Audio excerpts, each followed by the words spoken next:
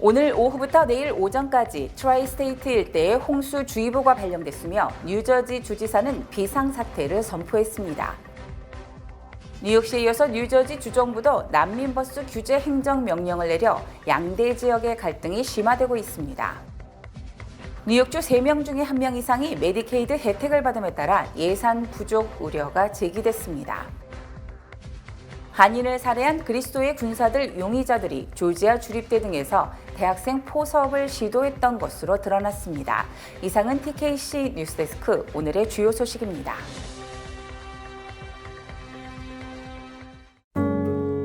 아름다운 제품에서부터 아름다운 사회를 만들기까지 키스는 뉴욕에서 시작하여 현재는 전 세계 12,000명의 직원들과 함께 끊임없이 도전하는 기업입니다. 사람을 생각하고 존중하는 기업. 키스는 한인들이 사회의 주인공이 될 수 있도록 든든한 버팀목이 되겠습니다. 글로벌 뷰티 기업 키스. 시청자 여러분 안녕하십니까? 1월 9일 화요일 TKC 뉴스데스크 첫 소식입니다. 오늘 오후부터 내일 오전까지 뉴저지 전역에 극심한 홍수 피해가 우려됨에 따라서 비상사태가 선포됐으며 뉴욕에서도 강한 바람을 동반한 폭우가 내릴 것으로 예상됩니다. 박채은 기자가 보도합니다. 올해 두 번째로 트라이스테이트 지역을 강타하는 겨울 폭풍으로 인해 폭우와 강풍 등으로 인한 홍수와 정전 피해 가능성이 제기됐습니다. 오늘 정오부터 수요일 오전까지 세계주 전역에 2에서 4인치의 비가 내릴 것으로 예상됩니다. 뉴욕 등 일부 지역에서는 돌풍이 시속 60마일을 넘을 것이며 특히 저지쇼어와 롱아일랜드에서는 정전이 발생할 수 있겠습니다. 필 머피 뉴저지 주지사는 오늘 오후 5시부터 뉴저지 전역에 비상사태를 선포했으며 뉴욕시 또한 오후 6시부터 수요일 아침까지 여행주의보가 발령됐습니다. 또 뉴저지와 로어 허드슨밸리, 뉴욕시, 롱아일랜드, 코네티컷 남부에 화요일 오후 6시부터 수요일 오후 6시까지 홍수주의보가 발령됐습니다. 필 머피 뉴저지 주지사는 성명을 통해 언제나 그랬듯이 해안 지역 주민을 포함한 모든 뉴저지 주민에게 모든 안전수칙을 따르고 꼭 필요한 경우가 아니라면 도로 통행을 금지할 것을 촉구한다고 말했습니다. 거대한 겨울 폭풍이 미 전역을 휩쓸며 지붕과 가구를 날리는 강한 바람이 플로리다 일대를 강타하고 중서부 전역은 6인치 이상의 눈으로 뒤덮였습니다. 화요일 새벽 시속 44마일의 바람과 오박을 동반한 강력한 폭풍이 플로리다 팬핸들을 통과해 알라바마와 조지아 일부 지역으로 이동했습니다. 플로리다주 윌튼 카운티 해안 근처에서는 시속 106마일의 돌풍이 기록되기도 했습니다. 파나마시티 해변의 한 구역에서는 지붕 일부가 날아갔으며 가구와 울타리 등 잔해가 남았습니다. 남동부 지역 많은 학교들이 문을 닫았으며 플로리다, 알라바마와 조지아에서는 14만 명 이상의 주민들에게 전력 공급이 중단됐습니다. 한편 어제부터 이어지는 눈폭풍으로 중서부 지역에서는 최대 12인치의 눈이 쌓이며 수많은 차량이 고속도로에 갇히기도 했습니다. 콜로라도 남동부와 캔자스 서부, 네브라스카 동부, 아이어주, 미주리 북부, 일리노이 북서부 등에 피해를 준 이번 폭설로 트럼프 전 대통령과 니키 헬리 등의 선거 유세 일정이 취소되기도 했습니다. 미 남동부와 중서부 등 미국을 광범위하게 뒤덮은 이번 눈폭풍은 수요일 아침까지 계속된 후 차츰 멎을 것으로 예상됩니다. 뉴욕시가 난민버스 규제 행정명령을 내린 데 이어서 뉴저지 주정부도 똑같은 규제 대책을 발표해 양대 지역 간의 난민을 둘러싼 갈등이 심화되고 있습니다. 필 머피 뉴저지 주지사는 어제 난민 수송 전세 버스 회사에 도착 32시간 전 뉴저지 주정부에 반드시 통보를 하라고 요청했습니다. 머피 주지사는 어제 20개 이상의 전세버스 회사에 발송한 서한에서 지난해 12월 31일 이후 뉴저지주의 난민이 1,800명 이상 도착했으며 이들 대부분이 궁극적으로는 뉴욕시로 가려는 사람들이었다고 밝혔습니다. 머피 주지사는 텍사스 주정부가 전세버스 회사에 돈을 지불하고 난민들을 뉴저지로 보내고 있으며 이들이 뉴저지에 도착하면 건강과 안전을 책임져야 하는 만큼 사전에 이를 주정부에 알려야 한다고 강조했습니다. 머피 주지사는 지난해 12월 27일 뉴욕시가 난민버스 규제 행정명령을 내린 이후 뉴욕시와 뉴저지 주정부가 허드슨강을 사이에 두고 난민 갈등을 겪고 있다며 서로 협력해야 할 것이라고 주장했습니다. 이에 대해 에릭 아담스 시장은 머피 주지사도 난민 수송 버스에 대한 분노를 공유하게 돼 다행이며 서로 협조해서 이들 버스 회사들이 해당 규정을 준수토록 해야 할 것이라고 말했습니다. 한편 뉴저지주 일부 지방정부는 난민버스가 도착하면 이들 난민들이 전철 등을 타고 뉴욕시로 갈 수 있도록 안내까지 하는 등 난민을 뉴욕시로 떠넘기려 한다는 비판이 일고 있습니다. 뉴욕주 메디케이드 수혜자가 지난해 2.5명 중 1명으로 최대를 기록하다 다소 줄어들었지만 현재도 3명 중 1명꼴로 무상 의료 혜택을 받는 것으로 조사됐습니다. 뉴욕주 감사원이 발표한 메디케이드 등록 현황에 따르면 뉴욕주 메디케이드 수혜자는 지난해 6월 800만 명으로 뉴욕주 인구 2.5명 중 1명 이상으로 조사됐습니다. 그 뒤 지난해 7월부터 메디케이드 자격 심사가 시작이 되면서 8월에 780만 명으로 2.4% 19만 명이 줄어들었으나 전체 인구 감소를 고려하면 여전히 2.5명당 1명꼴이었습니다. 또 뉴욕주는 올해 4월 메디케이드 수혜자가 더 감소 690만 명 수준에 이를 것으로 전망했으나 실제로는 자격 심사를 통과한 비율이 83%에 달하면서 올해 4월 수혜자가 717만 명에 달할 것으로 수정 전망했습니다. 뉴욕주 인구가 지난해 말 기준 1957만 명임을 감안하면 717만 명은 36% 수준으로 3명당 1명 이상이 무상 의료 혜택을 받는 셈입니다. 뉴욕주는 지난 1998년 메디케이드 수혜자가 7명 중에 1명꼴이었으나 지난 2021년 3명 중 1명꼴로 급증했으며 2007년 이후 매년 5%씩 늘고 있으며 2021년 2월 처음으로 700만 명을 돌파했습니다.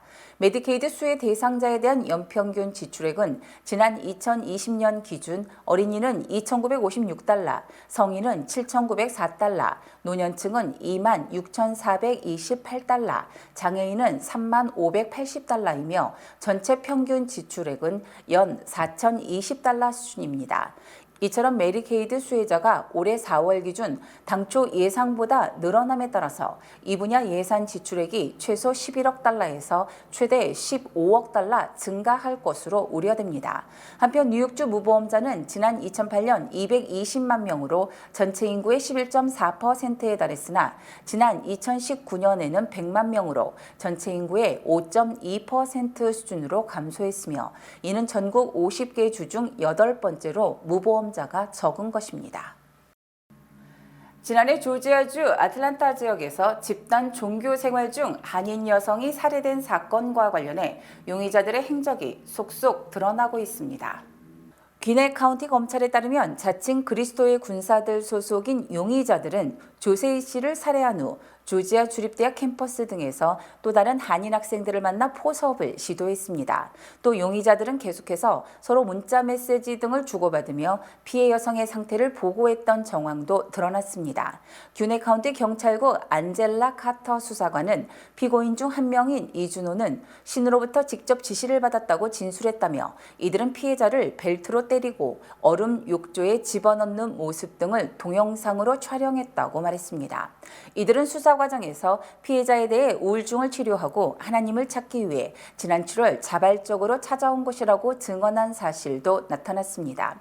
AP통신 등은 이번 사건이 아틀란타 지역 한인 사회에 큰 충격을 안겼다고 8일 보도했습니다. 특히 이 매체는 교회는 미주 한인 사회 내에서 가장 존경받는 필수 기관으로 한인 목회자들의 우려가 크다고 분위기를 전했습니다. 제프리 앱스타인과의 친분이 드러난 클린턴 전 대통령과 트럼프 전 대통령, 그리고 영국 앤드류 왕자의 성관계 동영상이 존재한다는 의혹이 제기됐습니다. 어제 오후 추가로 공개된 맥스웰 지슬레인과 버지니아 지플의 재판 관련 문건에서 성추행 피해자의 한 명인 사라 랜섬은 클린턴 전 대통령과 트럼프 전 대통령, 영국 앤드류 왕자, 리차드 브랜슨 등 4명의 성관계 동영상이 존재한다고 진술한 것으로 드러났습니다. 사라 랜섬은 이 문서에서 자신과 같은 성추행 피해자 한 명으로부터 이 같은 동영상의 일부를 입수했으며 이 동영상에는 이들 4명의 얼굴이 단번에 식별할 수 있을 정도로 뚜렷하게 녹화돼 있었고 자신은 이 동영상을 USB에 백업해서 유럽 여러 곳에 안전하게 숨겨뒀다고 주장했습니다. 사라 랜섬은 또 클린턴 전 대통령과 트럼프 전 대통령 등이 앱스타인과 어울리며 10대 여성들과 정기적으로 성관계를 가졌고 특히 트럼프는 독특한 행위로 여성이 큰 고통을 겪었다며 구체적 행위를 상세히 설명하기도 했습니다. 현재 이들 동영상을 과연 누가 가지고 있는지, 이들 동영상도 재판부의 증거로 제출됐는지의 여부는 알려지지 않고 있으며 동영상 주장이 입증된다면 트럼프 전 대통령의 대선 출마에 걸림돌이 될 것으로 전망됩니다. 어제 아침 출근 시간에 친팔레스타인 지지자들이 교량과 터널을 막고 시위를 벌여 교통 체증을 빚었으며 300여 명이 경찰에 체포됐습니다. 친팔레스타인 지지자 100여 명이 어제 오전 9시 반쯤 맨하탄과 뉴저지 저지시리를 연결하는 홀랜드 터널 입구를 점거하고 터널 통행을 완전히 차단하며 전쟁 중단을 호소했습니다. 또 같은 시간 맨하탄과 브루클린을 연결하는 브루클린 브리지, 맨하탄 브리지, 윌리엄스버그 브리지 등 3개 교량에서도 팔레스타인 지지자들이 차량 통행을 막고 시위를 벌였습니다. 어제 시위로 차량 통행에 1시간가량 차질을 빚으면서 출근길 시민들이 큰 불편을 겪었으며 경찰이 시위대를 모두 연행한 뒤 낮 11시 15분부터 차량 통행이 재개됐습니다. 어제 시위에는 팔레스타인 청년운동, 팔레스타인 귀환권리연합 등 친팔레스타인 단체와 미국 민주사회주의자 동맹 등 진보단체들이 주도했습니다. 특히 경찰은 교량과 터널의 통행 방해 혐의 등으로 330여 명을 체포했으며 시위대들은 출근길 시민 불편을 고려해 출근 시간을 조금 넘긴 9시 40분쯤 시위를 시작했고 경찰에 저항하지 않고 순순히 연행됐습니다. 지난 5일 보잉 737 맥스9 여객기가 비행 중 동체 일부가 떨어져 나간 채 비상 착륙한 사고와 관련해서 미국 내 동일기종 여러 대에 유사한 결함이 발견됐습니다. 8일 로이터 통신에 따르면 이날 유나이티드 항공은 자체 조사 결과 자사 보유 보잉 737 맥스9 여객기 79대 가운데 약 10대에서 모출형 부품인 도어 플러그의 볼트가 충분히 조여지지 않은 사실을 확인했다고 발표했습니다. 사고기를 운항한 알래스카 항공도 동일기종 65대 중 일부에서 부품 결합이 느슨한 것을 발견했다고 밝혔습니다. 도어 플러그는 창문과 벽체로 이루어진 일종의 덮개로 더 많은 좌석을 배치하기 위해 불필요한 비상구를 막는 데 쓰입니다. 연방국가교통안전위원회에 따르면 보잉 737 맥스9의 도어 플러그는 수직 이동을 억제하는 볼트 4개와 가장자리를 따라 설치된 12개의 고정용 부품으로 동체에 결합하게 돼 있는데 볼트가 느슨한 문제가 발견됐습니다. 파나마, 멕시코, 튀르키예, 인도네시아 등 다른 국적 항공사들도 동종 여객기 운항을 중단한 상태입니다. 한편 한국항공사가 보유한 보잉 737 여객기 중 이번에 사고가 난 맥스9 기종은 없습니다. 최근 수년간 미국에서 임금이 큰 폭으로 상승, 올해도 오름세를 보이겠지만 눈에 띄게 상승하지는 않을 것으로 전망됩니다. 컨설팅 업체 윌리스 타워스 왓슨이 고용주 1,800명 이상을 대상으로 설문조사를 실시한 결과 올해 기업들의 평균 임금 인상률은 4% 정도로 드러났습니다. 이는 지난해 4.4% 인상보다는 낮지만 팬데믹 이전의 평균 3%보다는 높은 것입니다. 직원 복지 관련 컨설팅 회사인 머서가 고용주 900여 명을 조사한 결과 기업들은 올해 평균 성과급 인상률을 3.5%로 계획, 지난해 3.8%보다는 역시 낮았습니다. 즉 올해 기본급과 성과급 인상률 모두 지난해보다는 낮아서 기업들이 수년간의 고임금 압박에서 벗어나겠지만 고급 인력을 확보해야 하기 때문에 임금 인상률은 인플레이션을 앞지를 것으로 예상됩니다. 또 올해 성과급은 에너지와 생명과 생명과학 분야가 3.7%로 가장 높은 인상률을 보일 것으로 전망됐으며 소규모 기업들은 성과급 인상 압력에 직면했지만 이를 감당할 수 있을지 의문입니다. 지난해 미국 50개 주 중 인구 유출이 가장 많았던 주는 뉴저지주로 뉴저지주는 6년 연속 인구 유출 1위 기록을 세웠습니다. 이삿짐 운송업체인 유나이티드벤이 실시한 제47회 전국 단위 설문조사에 따르면 뉴저지주 이사 중 65%가 뉴저지를 떠난 것으로 집계됐으며 이 같은 아웃바운드 비율은 2위인 일리노이주보다 4%포인트 높은 것으로 나타났습니다. 또 뉴욕은 전체 이사 중 60%가 뉴욕주를 떠나서 다른 주로 가는 아웃바운드 이사로 드러나 아웃바운드 비율이 50개 주 중 네 번째로 높았습니다. 뉴저지 중 맘머스와 오션 카운티의 아웃바운드 비율이 무려 77%에 달했고 뒤를 이어 한인 밀집 지역인 버겐 카운티와 패스 카운티가 71%를 기록했습니다. 뉴저지주를 떠나는 이유는 은퇴가 27%, 가족들 간의 재결합이 21.4%, 일자리 16.4%, 라이프스타일 13.6% 등으로 나타났으며 평균 은퇴 연령은 62세 정도로 조사됐습니다. 반면 인바운드 비율, 즉 주내로 이사하는 비율이 가장 높은 주는 버몬트주로 65%를 넘었으며 워싱턴 DC, 사우스캐롤라이나, 알카선스, 로드아일랜드 등의 순이었습니다. 미국 주요 도시의 사무실 공식률이 조사를 시작한 1979년 이후 약 44년 만에 최고치를 기록했습니다.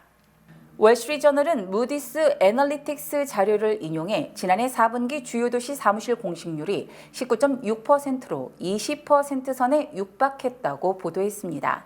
이는 지난 2022년 4분기 18.8%보다 더 높은 것이며 1986년과 1991년 등 이전 최고 기록 19.3%를 넘는 것입니다.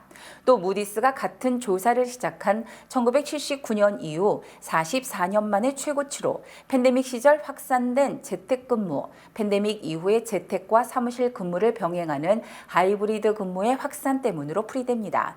특히 지난 1980년대와 1990년대 대출이 쉽다는 이유로 사무용 빌딩 신축이 급증했으나 이제는 이때 지어진 건물이 너무 낡아서 공실률이 높은 것으로 지적됐습니다. 사무실 공실률 1위부터 3위까지가 모두 텍사스주 휴스톤, 달라스, 오스틴으로 남부지역 대도시가 공실률이 특히 높았습니다. 지난 91년에도 공실률은 플로리다 팜비치가 1위, 플로리다 포트 로더데일이 2위, 텍사스주 샌안토니오가 3위를 차지하는 등 역시 남부지역이었습니다. 즉 남부지역의 수요가 충분치 않음에도 공급이 너무 늘어남으로써 지속적으로 이 지역 공실률이 높은 것으로 드러났습니다. 새해 금융 목표 뱅크 오브 호프와 설계하세요. 희망을 설계하는 전문가들의 은행 뱅크 오브 호프와 함께합니다. 본 프로그램은 뱅크 오브 호프 제공입니다. 주요 단신 전해드립니다. 세계보건기구 조사 결과 오는 2030년 한국 여성의 기대 수명이 90.2세를 기록, OECD 가입 35개국 중 가장 기대 수명이 높은 것으로 나타났습니다. 뉴욕시가 지난해 10월 난민들의 쉘터 거주 기한을 최대 60일로 규정함에 따라서 오늘부터 60일 기한을 넘긴 난민 약 4,800명에게 퇴거 명령이 내려져 이들이 도심 곳곳에 텐트촌을 형성할 것이라는 우려를 낳고 있습니다. 성범죄자 앱스타인과 함께 미성년자와 성관계를 가졌다는 의혹이 일고 있는 클린턴 전 대통령이 어제 멕시코의 고급 휴양지에서 게빈 뉴섬 캘리포니아 주지사와 골프를 즐기는 모습이 포착됐습니다. 어제 오후 6시쯤 차량 한 대가 백악관 외벽 철조망을 들이받는 사건이 발생해 백악관 비밀 경호국이 운전자를 체포, 사건 경위를 조사하고 있습니다. 지난 7일 오전 7시 15분쯤 롱아일랜드 서던 스테이트 파크웨이에서 퀸즈 자마이카 113 경찰서로 출근하던 32세 경찰이 가로수를 들이받아 병원으로 후송됐으나 목숨을 잃었습니다. 어제 오후 6시쯤 텍사스주 달라스교의 포트워스의 한 호텔에서 가스 유출에 따른 폭발 사고가 발생해 최소 20여 명 이상이 중경상을 입었습니다. 시중에서 판매되는 1리터짜리 생수병에서 플라스틱 입자가 무려 24만 개나 검출됐으며 이 중 미세 플라스틱보다 더 작은 나노 플라스틱 입자가 90%에 달해 건강에 악영향을 미칠 것이라는 우려를 낳고 있습니다. 한국 시간 9일 개식용금지법이 국회를 통과함에 따라서 2027년부터 한국에서 개고기를 먹으면 법을 위반하는 것이 됩니다.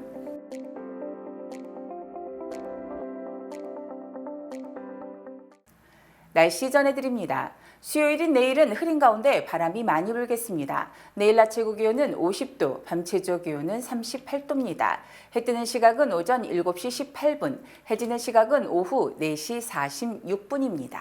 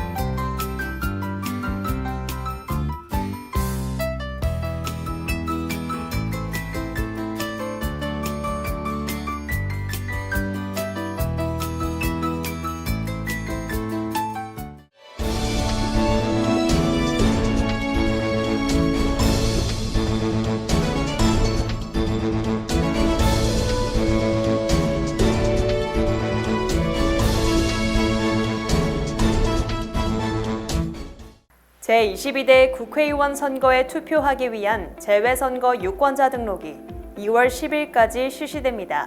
국외부재자 신고서 제출 및 재외선거인 등록 신청은 공관 방문 또는 전자우편으로도 가능하며 중앙선거관리위원회 인터넷 신고 신청 홈페이지를 통해서도 가능합니다.